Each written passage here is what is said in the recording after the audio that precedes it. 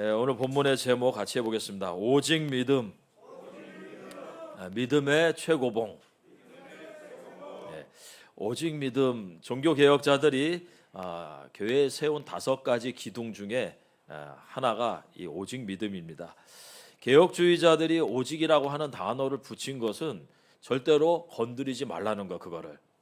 그래서 우리가 첫 번째 오직 그리스도를 했잖아요.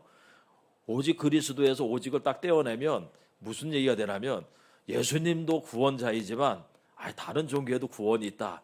예수님은 인정 안 하는 게 아니에요. 예수님을 믿어도 구원받지만 또 다른 종교를 통해서도 구원받을 수 있다. 이쪽으로 올라가도 정상 갈 수 있고 저쪽으로 올라가도 정상 갈 수 있고 이 길로 해서도 서울 갈 수 있고 저 길로 해서 서울 갈 수 있다. 이게 여러분들 오직 떼어내면 이렇게 되는 거예요. 오직 여러분들 성경에서 오직을 떼어내버리면 성경도 하나님의 말씀이지만 다른 책들도 거기에도 진리가 있다. 이렇게 돼버려요. 그래서 이런 것들이 구원에 있어서 이 5가지 오직 그리스도, 오직 은혜, 오직 성경, 오직 믿음, 오직 하나님께 영광, 이 5가지는요 건드리면 안 되는 것들이에요. 오늘 우리가 다루고자 하는 오직 믿음도요, 오직 믿음에서 믿음 오직을 떼어내버리면 구원에 있어서 믿음도 있어야 하지만 행함도 있어야 한다. 이렇게 돼버립니다. 맞는 거 아닙니까? 얼핏 생각하면 맞는 말처럼 들리지만 틀린 얘기입니다, 여러분들. 성경에서 행위를 얘기하고 행함을 얘기할 때는 이거 구원에 필요해서 그 행함을 얘기하는 게 아니고 믿음을 나타내는, 믿음을 증거하는 데 필요한 행위를 얘기하는 겁니다. 다시 말하면 믿음과 동등한 입장에서 믿음으로도 구원받지만 행함도 있어야 된다. 이렇게 얘기하는 게 아니고 행함으로 내 믿음을 나타낸다는 거예요. 드러낸다는 얘기입니다. 야고보 사도가 말하는 바가 바로 이런 것인데 야고보서 2장 18절에 보면 어떤 사람은 말하기를 너는 믿음이 있고 나는 행함이 있으니 행함이 없는 내 믿음을 내게 보이라. 나는 행함으로 내 믿음을 너에게 보이리라. 다시 말하면 여기서 말하는 행함은 내가 내 믿음을 나타내는, 증거하는 행위를 얘기합니다. 구원을 이루는 수단으로서가 아니라 믿음을 보이는 방식이라는 얘기예요. 흔히 로마서를 가리켜서 로마서는 믿음을 강조하고 야고보서는 행함을 강조한다고 생각하지만 당연히 잘못된 얘기죠. 로마서나 야고보서나 다 믿음을 강조하고 있는데 이 야고보서는 진짜 믿음과 가짜 믿음을 구분하고 있을 뿐이에요. 행함이 있는 믿음은 진짜 믿음이고 행함이 없는 믿음은 가짜 믿음이다. 이게 야고보서가 하는 얘기입니다. 그런데 왜 사도 바울은 그냥 믿음을 얘기하고 사도 야고보는 굳이 또 행함이 있는 믿음을 말하고 있습니까? 이유는 이 편지를 받고 있는 교회가 상황이 달라서 그렇습니다. 로마서는 로마에 있는 교회를 보내고 있는데 이 로마에 있는 교회는요 환란의 교회, 환란 공동체, 참 로마 한가운데서 온갖 핍박을 받으면서 믿음 지키고 있는 사람들이에요. 그래서 이 로마 교회에서 주여 주여 하는 거는요, 이거는 그냥 말로만 입술로만 주여 주여 하는 게 아니고 진짜 믿음의 고백이었습니다. 그러니까 달리 여기 이 사람들한테 당신들은 믿음, 행함이 없는 믿음, 행함이 있는 믿음을 구분할 필요가 없어요. 그 교회 자체가 믿음이 없이는 모일 수가 없는 그런 상황이었습니다. 가이사를 주로 고백할 것인지 예수님을 주로 고백할 것인지 선택을 해야 됐고요. 예수님을 주로 고백하는 이 사람들은요 걸렸다가는 죽는 거예요. 그런 상황에서 예수님에게 주여 주님 이렇게 하고 모였기 때문에 이 사람들의 믿음에 대해서 행함이 있고 없고를 따질 필요가 없었습니다. 그래서 사도 바울은 로마 교회를 향해서 담대히 말하기를 내가 만일 내 입으로 예수를 주로 시인하며 또 하나님께서 그를 죽은 자 가운데서 살리신 것을 내 마음에 믿으면 구원을 받으리라 이렇게 한 거예요. 그냥 입으로 예수를 주로 시인해도 그 교회는 그것만으로도 목숨 걸고 하는 거예요. 그러니 그게 진짜 믿음이죠. 그의 믿음을 확증할 수 있었다는 얘기입니다. 그가 시인하는 거 하나만으로도. 그런데 야고보 교회는 달랐어요. 야고보의 편지를 받는 그 공동체는요 알곡과 가라지가 섞여 있었습니다. 진짜 믿음과 가짜 믿음이 섞여 있었어요. 오늘날 한국교회 아주 비슷한 상황입니다. 그래서 그 믿음이 단순히 주여 주여 한다고 그 믿음을 그게 믿음이 진짜 믿음이라고 확증을 못했어요. 그 다른 행함으로 검증이 돼야 됐다는 얘기입니다. 야고보서를 읽어보면 그 교회 수준이 나와요. 어떤 얘기가 있습니까? 그 사람들이 하는 얘기가 사람을 차별하여 대하지 말라. 아름다운 옷을 입은 자에게 여기 좋은 자리에 앉으라 하고, 가난한 자에게 내 발등상에 앉으라 하고, 그러면 너희끼리 서로 차별하는 게 아니냐. 그 교회 수준이 그랬습니다. 또 뭐라고 얘기합니까? 너희 중에 싸움이 어디서부터, 다툼이 어디로부터 나느냐? 가늠한 여인들아, 세상과 벗된 것이 하나님과 원수됨을 알지 못하느냐? 여기 신앙생활이 이거 그냥 할만했다는 얘기죠. 그 교회가. 너희가 땅에서 사치하고 방종하여 살육의 날에 너희 마음을 살찌게 하였도다. 그 교회 상황이 그랬습니다, 여러분들. 지금 한국 교회 같은 그런 상황이었어요. 그러다 보니까 야고보 공동체에서 주여 주여 하는 거는 믿음을 확증하지 못했습니다. 그 믿음을 보증할 수 없었어요. 입으로는 주여 하는데 사는 걸 보면 영 이게 믿음이 없는 사람이에요. 그래서 좀 더 확실한 증거를 얘기하는 겁니다. 행함으로 내 믿음을 보이라라고 얘기하는 거예요. 구원받기 위해서 행위가 필요하다는 게 아니고 믿음을 증명하는데 행위가 필요하다는 겁니다. 여러분들, 구원의 문제는 무엇과 관련이 있냐면 근본적으로 우리가 의롭게 되는 것과 관련이 있습니다.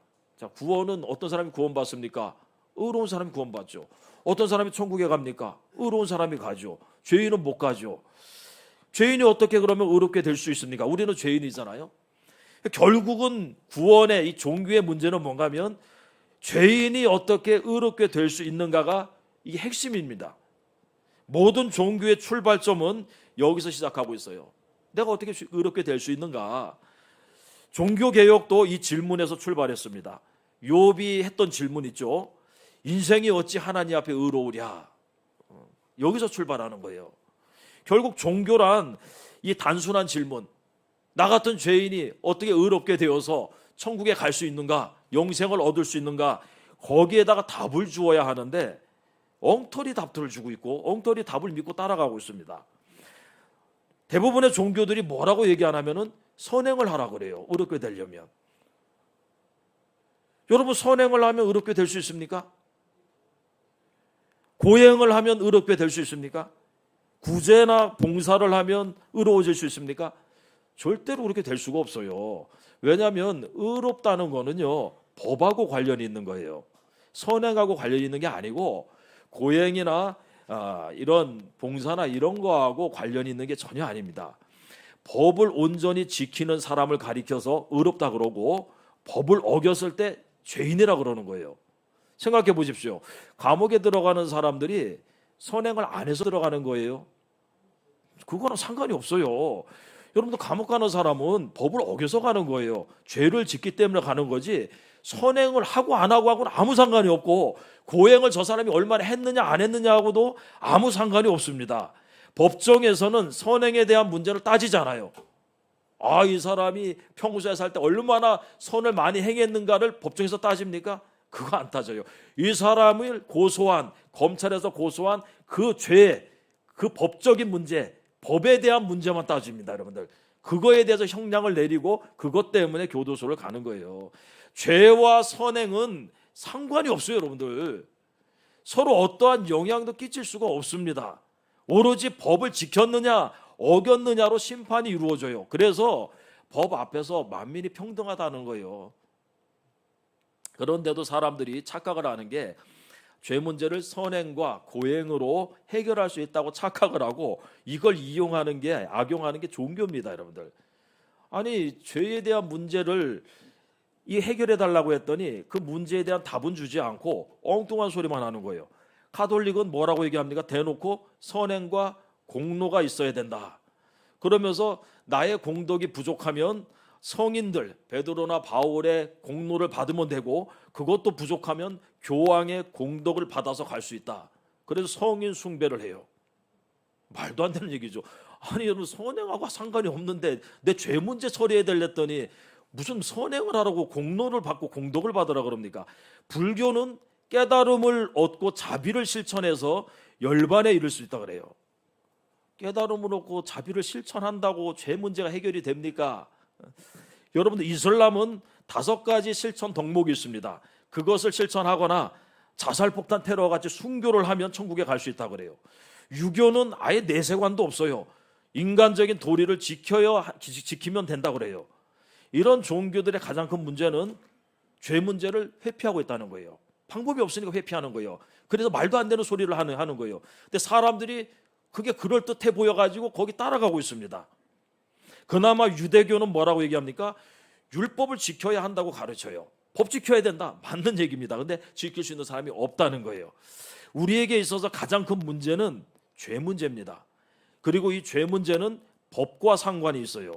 과거의 죄, 현재의 죄, 앞으로의 죄까지 이 많은 죄를 어떻게 할 것인지에 대해서 우리가 질문을 해야 됩니다. 여러분들이 혹 이 쉼터를 떠나서 나가서 다른 곳에 가게 되면 혹시라도 나 다른 종교 한번 믿어봐야 되겠다 하면 반드시 거기 목사든 목사가 아니더라도 있잖아요. 거기 교주는 누구든 그 높은 사람인데 질문을 해야 됩니다. 내 죄는 어떻게 해결할 수 있습니까? 어떻게 없앨 수 있습니까? 그렇게 물어보셔야 돼. 이게 죄 문제예요, 여러분들. 천국 가고 못 가고는. 그럼 만약 거기서 그 종교에서 죄는 실체가 없는 것이니까 너무 염려하지 말라. 생각 안 하면 된다. 이 불교에서 그렇게 가르치거든요. 그러면 거기는 답이 없기 때문에 그렇게 얘기하는 거예요. 실체가 없긴 왜 없습니까? 내가 이 땅에서 짓는 죄 가지고도 교도소를 들어가는데 왜 죄가 실체가 없어요? 또 어떤 곳에서 착하게 살면 된다. 지금부터 이렇게 말해도 거긴 답이 없는 곳입니다. 근데 어떤 종교에서는 우리 종교를 믿으면 죄에 대해서 걱정할 필요가 없다. 우리 교주가 죄를 다 해결한다. 이렇게 말하면 그 다음 질문을 해야 돼요. 당신네 교주가 어떻게 내 죄를 없앨 수 있습니까? 그걸 물어보셔야 돼. 무조건 그런가 보다. 저기 가가지고 하라는 대로 하면 내 죄 사함 받나 보다 이러면 안 되고 그 사람한테 물어봐요. 어떻게 해서 당신네 종교가 내 죄를 없앨 수 있습니까? 당신네 교주가 어떻게 내 죄를 없앨 수 있습니까? 할 말이 없죠. 왜냐하면 죄의 삭은 사망입니다. 그리고 생명은 생명으로밖에 대속이 안 돼요. 근데 그들의 교주, 이 세상에 있는 교주들이 우리의 생명을 위해서 한 일이 없어요. 석가모니는 80세에 버섯 요리 먹고 식중독으로 죽었습니다. 마호메트는 62세에 두통으로 죽었어요. 하나님의 교회 안상홍이는 국수 먹다가 뇌출혈로 죽었습니다. 통일교 문선명이는 92세에 폐렴으로 죽었습니다. 그런데 성경은 우리의 구원자께서 십자가에서 우리 죄 때문에 비참하게 죽으셨다라고 말씀하고 있어요. 이 죄에 대한 구체적인 해결 방법이 있어야 돼요, 여러분들. 당시 복음이 전파될 때 십자가의 도는요 멸시를 받고 조롱을 받았습니다. 그런데 이 죄사함의 비밀을 아는 사람, 이렇게 해서 내 죄가 사해지는 게 맞지, 이걸 아는 사람은 십자가야말로 하나님의 능력이고 하나님의 지혜였어요, 여러분들. 그 어떤 종교도 흉내낼 수 없고 어떤 종교와도 비슷한 점이 없는 게 이 기독교의 십자가의 도입니다, 여러분들. 2000년 전 골고다 언덕에서 십자가 사건이 일어나기 전까지요 누구도 생각하지 못했던 구원의 방법이었어요. 세상의 종교들은 죄 문제를 금기시하고 있습니다. 여러분들 놀랍게도 그들 종교가 영생을 얘기하고 극락을 얘기하면서도요 죄 문제를 회피하고 있다는 걸 아셔야 돼요. 그거 거론하지 않습니다. 방법이 없으니까 그러는 거예요. 그런데 우리 성경은 전체가 다 죄 문제 얘기하고 있어요. 왜? 이 죄 문제를 해결했기 때문에. 그래서 창세기부터 요한계시록까지 죄의 문제를 언급하고 그 한가운데, 성경 한가운데 십자가가 있는 거예요, 여러분들. 남의 문제처럼 그렇게 여러분들 생각해서는 안 됩니다. 내 문제예요, 내 문제. 사람이 어떻게 의롭게 될 수 있습니까? 성경은 두 가지 방법이 있다고 말씀합니다. 하나는 율법으로 말미암아 의롭게 될 수 있다. 또 하나는 믿음으로 말미암아 의롭게 될 수 있다. 율법으로 말미암는 의는 이렇게 말합니다. 의롭게 살아라. 법 다 지켜라. 이렇게 얘기해요. 참 암울한 얘기죠. 이거는 그냥 지키는 게 아니고 마음으로도 생각으로도 그 법을 다 지켜야 돼요. 불가능한 얘기입니다. 법을 온전히 지킬 수 없을 뿐더러 내가 오늘부터 각오하고 지킨다고 해도 이전에 지은 죄에 대해서는 처리할 수 있는 방법이 없어요. 무엇보다 성경은 내가 어머니 뱃속에서 죄 가운데 잉태하고 죄 중에 출생했다 이래 버리니 방법이 없다는 얘기입니다. 여러분들 앞으로 지을 죄는 그렇다 치고 지금까지 지은 죄에 대해서는 어떻게 할 겁니까? 지금 여러 청문회에서 장관 후보로 나와가지고 지탄받는 사람들이 최근에 법 어긴 거 가지고 그것 때문에 지탄받는 게 아니에요. 다 10년 전, 20년 전 그때 거 가지고 지탄받는 거예요. 대부분이. 그러므로 율법으로는 의롭게 될 수 있는 사람이 하나도 없다는 걸 아세요. 우리는 법을 다 지키고 산 사람도 없을 뿐더러 지킬 수도 없고 아예 죄 중에 죄 가운데 태어나고 출생합니다. 그래서 성경이 그 법 외에 율법으로 말미암는 그 방법 외에 또 다른 방법 뭡니까? 믿음으로 말미암아 의롭게 되는 방법을 얘기하는 겁니다. 그것을 위해서 하나님의 아들이 이 땅에 오셨고 우리 죄를 위해서 대속 십자가를 지셨던 거예요. 믿음으로 말미암는 의인은 뭐라고 얘기하냐면은 예수님을 믿기만 하면 된다는 거예요. 야, 이게 이렇게 얘기하니까 이거를 무시를 하는데 무시할 얘기가 아니죠. 왜냐하면 이 일을 위해서 내가 믿기만 하면 되게 하기 위해서 그분이 나를 대신해서 율법의 요구를 다 들어주시고 율법의 형벌을 다 받으셨습니다. 이건 역시 우리를 구원하기 위해서 법을 떠나서는 생각할 수 없는 부분이에요. 하나님께서 법하고 상관없이 너 나 믿으니까 너 의롭다 이렇게 하는 게 아닙니다. 법을 다 지켰어요. 우리의 대표가 되셔서. 그래서 그리스도 안에 있는 자에게는 결코 정죄함이 없다라고 얘기하는 겁니다. 여러분들, 애당초 법하고 상관없이 의롭게 될 수 있는 방법 자체가 없습니다. 여러분들 잘 아셔야 돼요. 이건 성경도 하시는 말씀이에요. 법을 제외하고 법을 떠나서 의롭게 되는 방법은 없습니다. 법을 다 지켜야 돼요.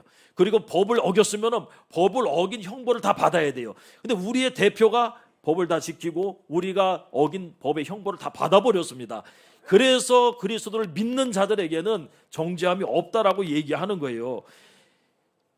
여러분이 알아야 될 것은요, 믿음 자체는 아무런 공로가 없습니다. 우리가 믿음으로 구원받는다 하니까 뭐 믿음이 대단한 것처럼 내 행위처럼 생각을 하는데 믿음은 행위 자체가 아니에요. 여러분들, 믿음 자체에는 공로가 없고요, 믿음 자체에는 의로움도 없어요. 믿음이 좋다고 더 의로운 것도 아닙니다.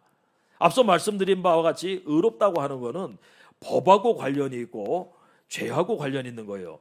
선행하고도 관련이 없고 공로하고도 관련이 없고 믿음하고도 관련이 없습니다. 의롭다고 하는 것은 믿음이 나를 의롭게 하는 게 아니고 그리스도의 의가 나를 의롭게 하는데 그 의를 내 것으로 만들도록 하는데 믿음이 필요한 거예요. 그래서 믿음을 통로라 그래, 수단이라고. 나를 치료하고 나를 의롭게 하는 건요, 그리스도의 십자가의 그 사건, 그리스도께서 십자가에서 만드신 그 의로움이 내게 와서 내게 전가되어서 내가 의롭게 되는 거지, 믿음이 나를 의롭게 하는 게 아닙니다. 근데 그 의를 내 것으로 만드는 것이 믿음으로 하는 거예요. 하나님이 믿는 자에게 그 의를 우리에게 주시겠다고 약속을 했어요, 여러분들. 그래서 믿음으로 의롭게 된다 말하는 겁니다. 빌립보서 3장 9절에 내가 가진 의는 율법에서 난 것이 아니요 오직 그리스도를 믿음으로 말미암은 것이니 곧 믿음으로 하나님께로부터 난 의라. 당연한 거 아닙니까, 여러분들? 이렇게 믿음으로 의롭게 된 사람, 이런 사람은 그 다음에 해야 될 일이 뭡니까? 믿음으로 살아야 되는 거예요.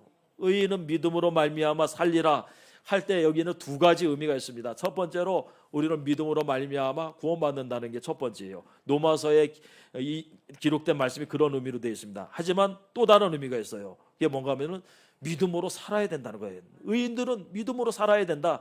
이게 히브리서에 기록된 말씀이 이런 의미가 담겨 있습니다. 똑같이 하박국서에 나오는 나의 의인은 믿음으로 말미암아 살리라 하는 이 구절을 신약에서 두 가지 의미로 쓰는데, 하나는 믿음으로 말미암아 의롭게 돼야 되고 또 하나는 믿음으로 살아야 된다. 당연히 우리가 믿음으로 의롭게 됐으면 그 다음부터는 믿음으로 살아야 되죠.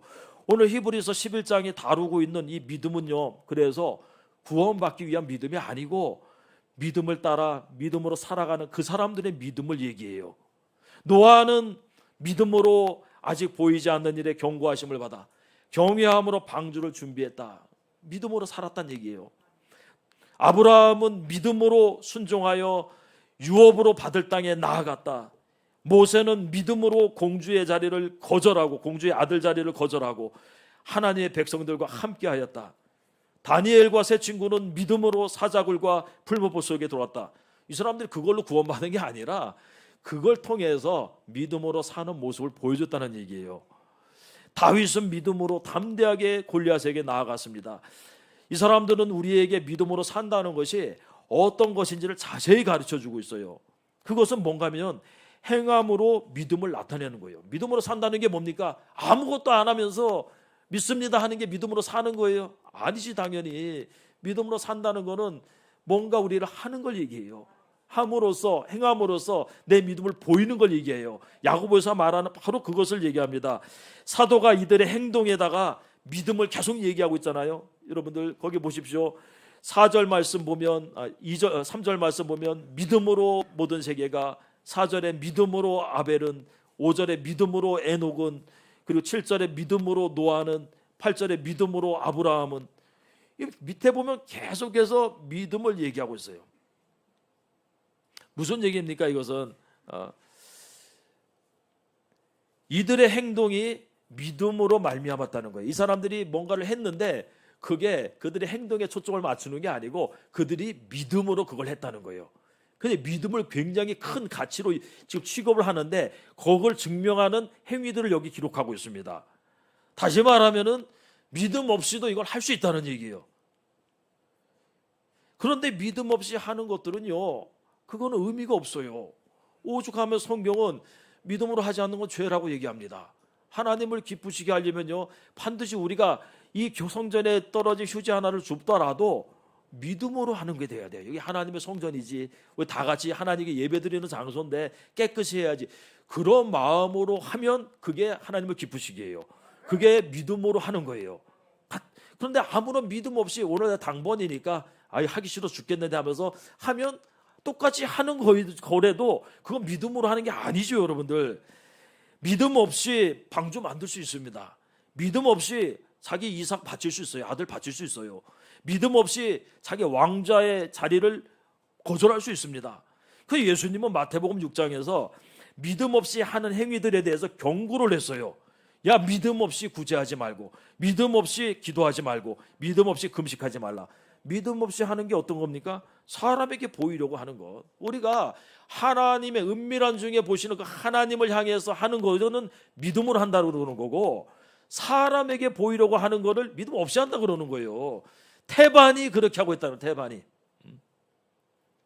사람에게 보이려고 그들 앞에서 너희 의를 행하지 않도록 주의하라. 그리하지 아니하면 하늘에 계신 너희 아버지께 상을 받지 못하느니라. 반대로 얘기하면은 은밀한 중에 보시는 하나님께 하라는 거예요. 그러면 하나님께서 상을 베푸신다는 얘기입니다. 여러분들 6절 말씀에 그 얘기가 나오지 않습니까? 11장 6절 우리 히브리서 같이 읽어보겠습니다. 믿음이 없이는 하나님을 기쁘시게 하지 못하나니 하나님께 나아가는 자는 반드시 그가 계신 것과 또한 그가 자기를 찾는 자들에게 상 주시는 이심을 믿어야 할지니라. 믿음 없이 하면 기쁘시게 못한다. 믿음으로 한다는 거, 보이지 않는 하나님을 의식하면서 생각하면서 한다는 얘기예요. 그러면 그분을 기쁘시게 할 뿐만 아니라 뭐라고 합니까? 상이 있다고 얘기하잖아요. 상이 있다고. 왜? 그분은 자기에게 그렇게 하는 자에게 상 주시는 분이라는 거예요. 구원받는 믿음과 하나님을 기쁘시게 하는 믿음이 같지 않아요, 여러분들. 착각들을 많이 합니다. 여러분, 구원받는 믿음은 시작일 뿐이에요. 히브리서에 여러분들 신앙의 도의 초보에 대해서 얘기하잖아요. 그러면서 그 이제 더 이상 거기 머물지 말고 이제 더 장성한 데로 나아가라 하면서 하는 얘기가 뭡니까? 6가지 이제 초보의 도의 초보에 대해서 말하면서 첫 번째가 회개, 그 죽은 행실을 회개함과 그 다음이 하나님께 대한 신앙이었잖아요. 믿을 때 신앙, 믿을 때 예수님 믿는 그 믿음 귀한 거죠. 그런데 그거는 처음 시작일 뿐이에요, 여러분들. 그 다음에는 그 이상으로 나가야 됩니다. 그게 뭔가 하면 하나님을 기쁘시게 하는 믿음이에요. 구원받는 믿음은, 구원에 필요한 믿음은 예수님을 주와 그리스도로 영접하는 믿음입니다. 그래서 동일한 믿음이에요. 이건 다르지 않습니다. 무슨 얘기입니까? 에베소서 4장 5절에 주도 한 분이시요 믿음도 하나요 세례도 하나요 라고 할 때, 믿음이 하나라고 할 때 같은 믿음이죠. 우리가 다른 믿음을 가지고 있습니까? 하나님의 백성들이 시작할 때 구원받는 믿음이 다르면 되겠습니까? 다 똑같아요. 예수님을 마음으로 믿고 입으로 시인하고 그분을 주와 그리스도로 믿는 거고 받아들이는 거예요. 나는 죄인임을 알고 예수님이 나를 위해서 죽으셨다는 것을 알고 그분을 나의 그리스도로 영접하고 그렇게 살아가는 걸 얘기합니다. 그런데 시작할 때 믿음은 똑같은데 살면서 보이는 믿음은요 천차만별이에요. 이거는 아브라함의 믿음이 달라요. 롯의 믿음이 달라요. 삼촌하고 조카 사이인데 그 두 사람이 같이 고향을 떠났지만 아브라함 믿음, 롯의 믿음이 달라요, 여러분들. 모세와 여호수아 40년간 함께 광야 생활했지만 모세의 믿음과 여호수아의 믿음이 다릅니다. 바울의 믿음과 그의 여러분들 아들과 같은 디모데의 믿음이 달라요. 어떤 사람의 믿음은 크고 어떤 사람의 믿음은 작고 어떤 사람의 믿음은 칭찬받을 만하고 어떤 사람의 믿음은 왜 이렇게 믿음이 적냐 없냐 칭찬받을 만합니다. 그리고 같은 사람이라도 항상 동일한 믿음이 있는 게 아닙니다. 어제와 오늘이 다를 수 있고 오늘과 내일이 다를 수 있어요. 예를 들면 아브라함은 고향과 친척과 아버지 집을 떠날 때 큰 믿음을 보였죠. 근데 가나안 땅에 살면서 기근 만나니까 자기 아내를 갖다가 누이라고 속여가지고 그거 빼앗기잖아요, 여러분들. 구원받는 믿음과 달리 이 구원받은 후에 보이는 믿음들은요 시시각각으로 바뀔 수 있습니다. 그래서 우리가 옛날 생각하면 안 돼. 옛날에 내가 어쨌지 지금 어떤가가 더 중요해. 지금 내가 정말 믿음으로 살아가고 있는가 노력해야 됩니다. 늘 하나님을 의식하고 하나님 앞에서 내가 어떻게 행할 것인지 생각하면서 살아야 돼요. 이렇게 믿음으로 사는 사람들에겐 그래서 자연스럽게 무엇이 남게 되냐면 믿음으로 살았던 흔적은 지워지지 않습니다. 우리의 죄는 그리스도의 피로 빨갛게 씻겨버리지만 여러분들 그리고 안 믿는 사람들의 죄는요 없어지지 않아요. 그 양전물로 씻는다고 그렇게 지워지는 게 아닙니다. 수다한 비누를 써도 그 주홍같이 붉은 죄가 없어지지 않아요. 그런데 그리스도의 피로 그리스도 안에 있는 자는 없어집니다. 근데 놀랍게도 믿음으로 행한 것들 이것은 이 흔적이 남고 그리스도 안에서 영원히 여러분들 그것이 자취가 남아버려요. 그래서 이게 우리에게 복이 되는 겁니다. 믿음으로 사는 사람들에겐 자연스럽게 믿음의 봉우리들이 생기게 된다. 그래서 오늘 믿음의 최고봉이라고 제가 제목을 지었는데 왜냐하면 믿음의 봉우리들이 이렇게 막 있는데 그중에 최고봉이 있겠잖아요. 그죠? 아무리 작은 봉우리들이 있어도 그중에 최고봉이 있기 마련이에요. 노아가 살면서 보여준 믿음이라고 하는 건 굉장히 많았겠죠. 노아를 창세기 6장에 뭐라고 얘기하냐면은 당세의 완전한 자다. 그리고 하나님과 동행하는 자다. 이렇게 평가하고 있습니다. 그러니 그 사람이 950살을 살았는데 얼마나 믿음으로 많이 살았겠어요. 그러니까 그 사람의 봉우리들은 굉장히 많았을 겁니다. 믿음의 흔적들은. 그중에 최고봉을 지금 오늘 본문에 기록한 거예요. 7절에. 그 사람의 최고봉이 뭐였습니까? 믿음으로 방주를 준비했다는 거예요, 여러분들. 이게 간단한 일이 아니었다는 거죠. 120년 동안 하나님의 말씀을 듣고서 준비하는 과정이 얼마나 힘들었겠습니까? 한두 번 와가지고 하는 거 누구나 할 수 있어요. 가끔 여기 오시는 목사님들이나 우리 동역자분들 오셔가지고 말씀 전하고 은혜 끼치고 갈 수 있습니다. 그렇지만 이곳에 계속해서 함께하는 것은 쉬운 일이 아니에요. 그래서 우리 여기 오시는 우리 주의 종들 보면 참 감사하게도 기쁜 마음으로 여기 오시는 걸 너무 좋아하고 와가지고 같이 우리 형제라고 여러분들이라 그러잖아요. 그러면서 그냥 어떻게든지 뭐라도 좋은 거 해주려고. 그거 쉬운 거 아닙니다, 여러분들.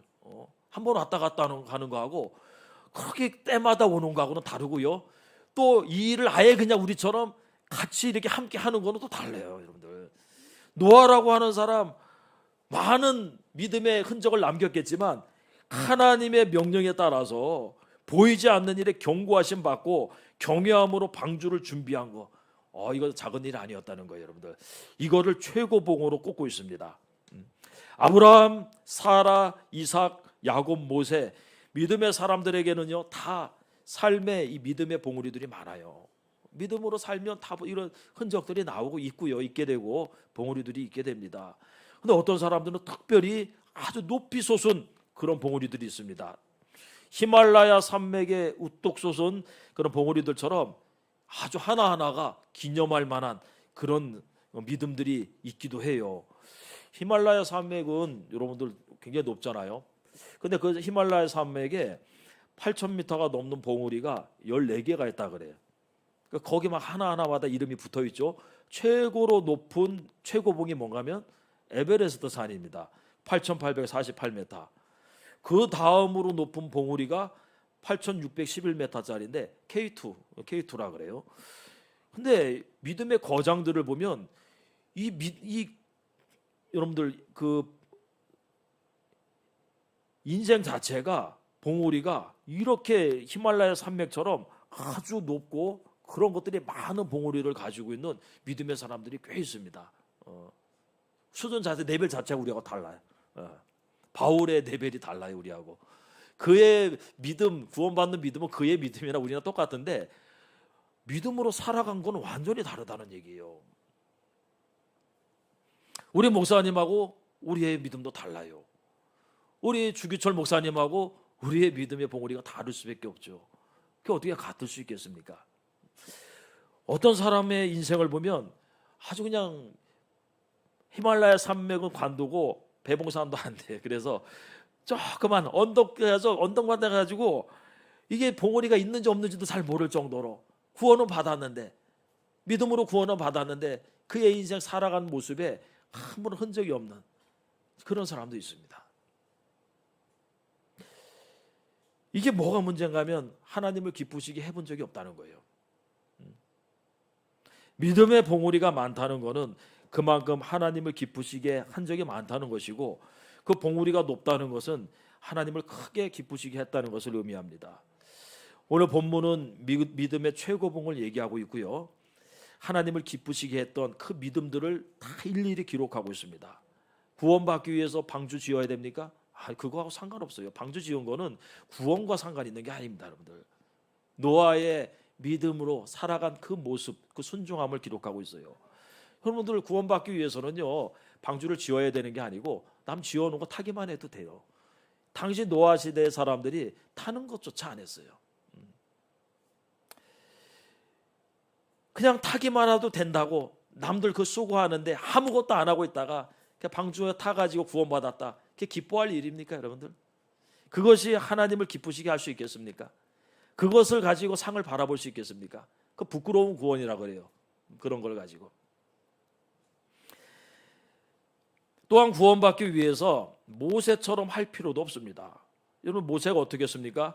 공주의 아들이라 칭함받기를 거절하고 여기 뭐 모세에 대해서 모세가 했던 거를 장황하게 기록을 쫙 하고 있어요. 같이 한번 보겠습니다. 그 24절부터 우리 한번 읽어보죠. 24절부터 26절까지.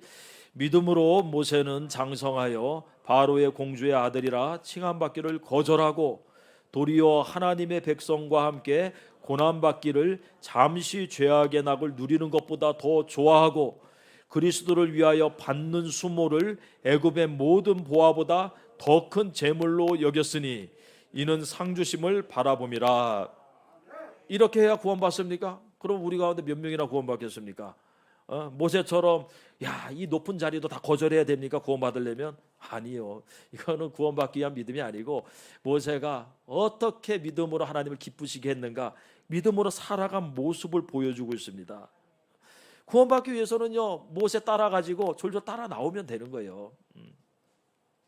그런데 그것이 여러분들 어떻게 하나님을 기쁘시게 할 수 있습니까? 이스라엘 백성들은 그것조차도 못해서 따라가면서 불평하고 원망하고 껄핏하면 애굽으로 돌아가자 하고 앞에서 자기들을 이끌고 있는 사람도 있는데 그 위험을 무릅쓰고 파라오 앞에 서가지고 왕의 진노를 견디고 있는 사람도 있는데 아무것도 안 하면서 뒤에서 불평이나 하고 있으면 그게 어떻게 하나님을 기쁘시게 할 수 있겠어요? 그리고 졸졸 출애굽해가지고 따라 나와서 구원 받았다고 하면 그게 무슨 큰 의미가 있겠습니까, 여러분들? 믿음으로 산다는 것은 결코 여러분들 쉬운 게 아닙니다. 수동적인 것도 아니고 소극적인 것도 아니에요. 우리가 믿음으로 시작하는 거는 어렵지 않을 수 있지만 믿음으로 사는 거는 어려울 수 있어요. 방주를 만들어야 할 수도 있고 그 만드는 사람 옆에서 헌신을 다해서 도와줘야 될 수도 있어요. 그게 믿음으로 사는 거예요.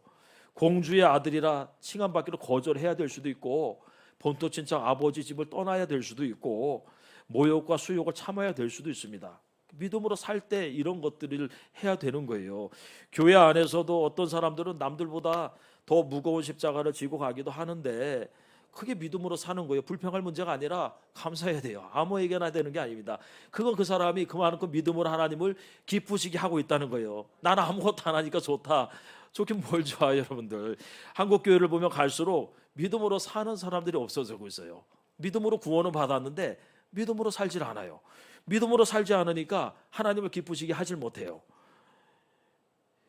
믿음으로 구원받은 사람은 반드시 믿음으로 살아서 하나님을 기쁘시게 해야 됩니다.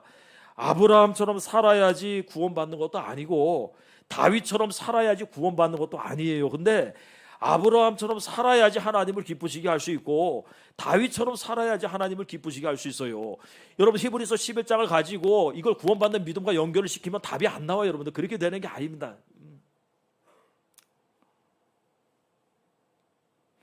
누구나 삶의 시작은 작구나라고 하는 이런 찬양의 가사가 있습니다. 믿음의 시작은 작을 수 있습니다. 그렇지만 거기서 멈추면 안 되고 우리가 그 이상으로 나아가야 돼요. 방주를 만드는 사람 그리고 만들어진 방주에 타는 사람 어떻게 그 믿음이 같겠습니까, 여러분들? 사도는 하나님을 기쁘시게 하는 믿음을 말하면서 뭘 얘기하냐면 상 주시는 분을 얘기하고 있어요. 상 주시는 이심을 그분이 믿어야 한다. 당연히 여러분들 이런 믿음으로 사는 사람에겐 수고가 따르고 헌신이 따르고 인내가 따라요. 그래서 가치가 있는 겁니다. 그리고 하나님도 그런 사람들에게 상을 주시겠다. 그걸 믿어야 한다라고 얘기해요. 그거 믿지 않고서는 이런 수고를 할 수가 없어요. 우리가 자선 사업가입니까? 우리가 할 일 없어서 여러분들 이렇게 주의 날 주님 앞에 나와가지고 이것저것 하는 겁니까? 아니, 우리도 바쁜 사람이고 남들처럼 해야 할 많은 사람들입니다. 그런데도 불구하고 이렇게 기꺼이 하는 거는 그분이 자기를 찾는 자들에게 상 주시는 분임을 믿기 때문에 그러는 거예요. 사도는 모세를 예로 들면서 뭐라고까지 얘기합니까? 모세가 그리스도를 위해서 이런저런 일을 한 것은 상 주시는 분을 바라보았기 때문이다. 이렇게 말씀하고 있잖아요, 여러분들. 26절에 나오지 않습니까? 이는 상 주심을 바라봄이라. 그렇습니다. 아브라함처럼 믿음으로 고향과 친척과 아버지를 떠나서 책임지고 가나안으로 갔던 사람과 롯처럼 그 뒤를 따라가는 사람의 믿음의 최고봉이 흔적이 같을 수가 없고요. 파라오의 진노를 견딘 모세하고 그 옆에 서 있던 아론의 최고봉이 같을 수가 없습니다. 요셉이라고 하는 그 사람의 그 옥살이 종살이했던 요셉의 믿음의 최고봉과 그 형제들 요셉 덕을 봤던 그 형제들의 최고봉이 같을 수가 없죠, 여러분들. 믿음의 시작은 비슷해도 나중은 다를 수밖에 없다는 걸 아셔야 됩니다. 그래서 예수님은 나중된 자로서 먼저 될 자도 있고 먼저 된 자로서 나중될 자도 있다고 하는 거예요. 우리 목사님은 나중된 자로서 먼저 되셨죠.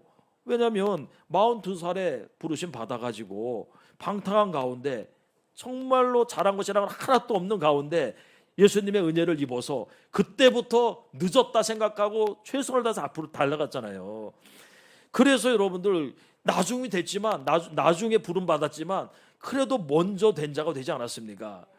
우리 목사님의 인생에서 찾을 수 있는 최고봉은 두 개죠. 하나는 믿음으로 588 가운데 교회 세운 것.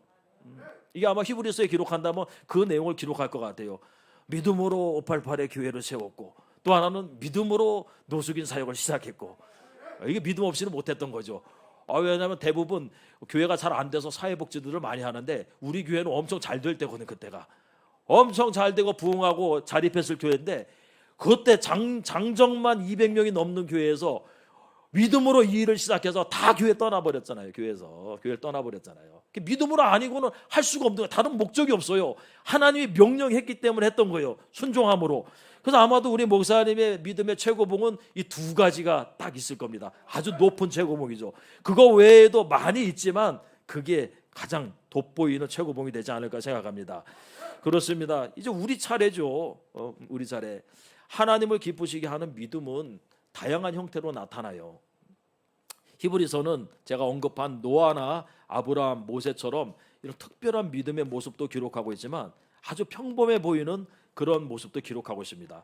20절에 보면 믿음으로 이삭은 야곱과 에서에게 축복했다. 이 축복한 거를 믿음장에 기록을 해놨어요. 21절에 보면 믿음으로 야곱은 또 축복하고 경배했다. 경배는 예배했다는, 하나님께 예배할 때 지팡이 머리를 의지해 가지고 그 예를 갖춰서 했는데 마지막 순간에 그것을 그의 믿음의 최고봉으로 거기 쳐고 있습니다. 22절에 믿음으로 요셉은 가나안 땅에서 애굽에서 떠날 것을 명령하고, 그리고 자기 유고를 가지고 가라, 믿음으로 유언을 했어요.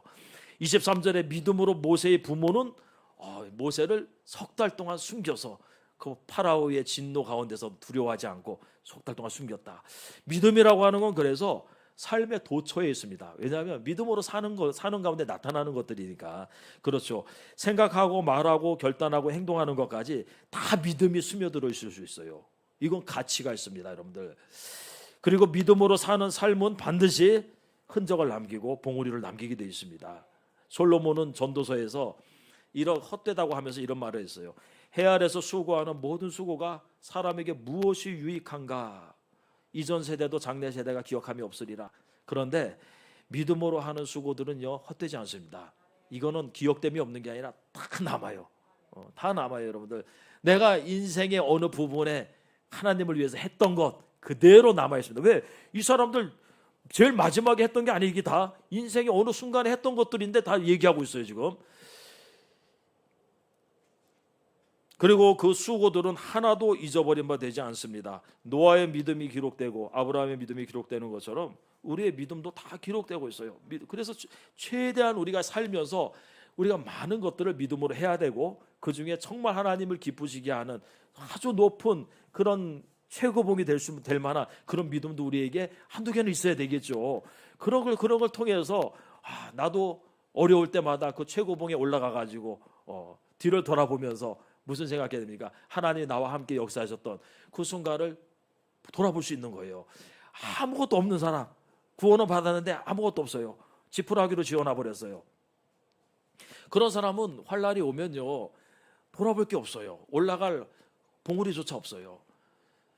우리 믿음의 사람들은요, 다윗도 많은 환난이 있었는데 어려울 때마다 자신 믿음의 최고봉에 올라가 가지고 뒤를 돌아보지 않았겠습니까? 자기가 골리앗을 물리칠 때 여호와의 이름을 의지해서 돌멩이 가지고 나아갔을 때 그때를 생각하면서 하나님을 기억했겠죠. 하나님은 살아계시다. 내게 환난이 있고 내가 사망의 음침한 골짜기를 지나가고 있지만 하나님은 나와 함께 하시고 반드시 이곳에서 벗어나게 할 것이다. 그게 어떻게 해서 그 믿음이 가능한가 하면 믿음으로 살았던 그 삶의 흔적이 있기 때문에 가능한 거예요. 그걸 보면서 자기 지금을 견뎌나가는 거예요, 여러분들. 그러니 우리가 지금 해야 될 게 있다면요, 어려운 작은 문제가 왔을 때 믿음으로 이겨내셔야 됩니다. 그리고 더욱더 믿음으로 살아가야 돼요. 그렇게 해서 흔적을 남겨야 돼요. 봉우리를 남겨야 돼요. 그래야 더 큰 어려움이 왔을 때 그 흔적을 보면서 여전히 하나님이 나와 함께 하신다는 걸 믿고 전진해야 됩니다. 여러분들, 우리 가나안 교회와 함께하는 이 순간들, 이때 여러분들이 흔적을 많이 남기시고 이때 믿음으로 더 살아가시고 하나님을 기쁘시게 하는 저와 여러분이 되시기 바랍니다. 기도드리겠습니다.